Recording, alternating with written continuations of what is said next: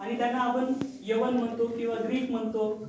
तर ते लोक इथं त्यांच्या वसाहती होत्या. त्या वसाहतीचे काही अवशेष, काही पुरावे आपल्याला सापडतात. बाजारपेठ आहे आता तर काही नाही म्हणा, आजपासून 100 वर्षापूर्वी बऱ्याच गोष्टी सापडल्या होत्या, परंतु त्या उजेडात आल्या नाही किंवा उजेडात आणण्याचा प्रयत्न कोणीही नाही केला. साधारणपणे 1927 पासून आता 100 वर्ष लोटली, परंतु या कराडच्या लेण्यांची माहिती किंवा कराडच्या लेण्या ऍक्च्युली कशा निर्माण झाल्या, कोणी निर्माण केल्या आणि त्या का निर्माण केल्या, या प्रश्नाची उत्तर अद्याप मिळालेली नाही. जर आपण या प्रश्नांची उत्तरं शोधली तर आपल्याला त्याची उत्तरं मिळतात. म्हणजे ह्या ज्या लेण्या आहेत, सातवाहनांच्या पूर्वी क्षत्रपांच्या काळामध्ये जे म्हणजे सम्राट अशोकांचे मांडलिक नव्हते, ते स्वतंत्र होते, त्यांच्या काळामध्ये किंवा त्यांच्या सानिध्यामध्ये या ज्या लेण्या आहेत तिथल्या कराडच्या, त्यांचं निर्माण कार्य झालेलं आहे.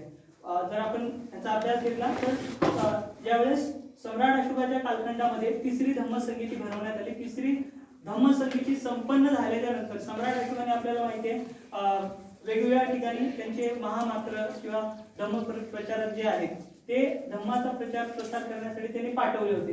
तर या क्षेत्रामध्ये किंवा जो अप्रांत नावाचा परिसर आहे, जो आजचा पश्चिम महाराष्ट्र आहे, ज्याला आपण तिकडची वरची बाजू कोकणातली बघा, हा पश्चिम महाराष्ट्र बघा, या भूभागामध्ये, या अप्रांतामध्ये, हा प्रांत देखील अप्रांतामध्येच